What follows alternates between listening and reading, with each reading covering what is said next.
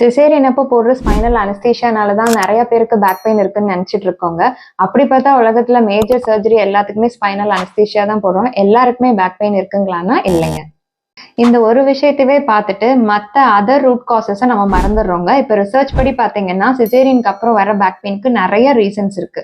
Abdominal muscle weakness, physical activity பண்றது இல்லை, obesity, அதுக்கப்புறம் ஃபீடிங் போஸ்டர் தப்பா இருக்கு. ஒன் ஆஃப் த ரீசன் பார்த்தீங்கன்னா சி செக்ஷன் ஸ்கார் அடஷனுங்க.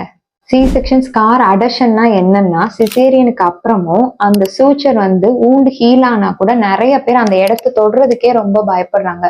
ரொம்ப ப்ரொடெக்டிவா வச்சுக்கிறாங்க. குனிஞ்சு நிமிந்து வேலை செஞ்சா கூட எனக்கு அங்க சுருக்குன்னு இருக்கு.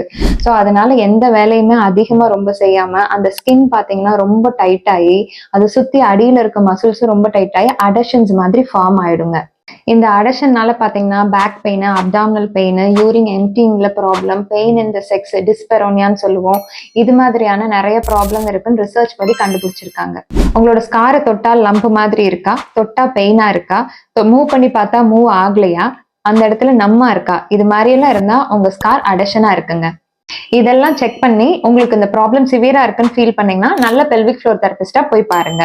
இல்ல எனக்கு மைல்டா தான் இருக்குன்னு நீங்க ஃபீல் பண்ணீங்கன்னா கீழே கமெண்ட்ல ஸ்கார்ன்னு மென்ஷன் பண்ணுங்க. உங்களுக்கு செல்ஃப் ரிலீஸ் டெக்னிக்கை நாங்க டிஎம் பண்றோம்.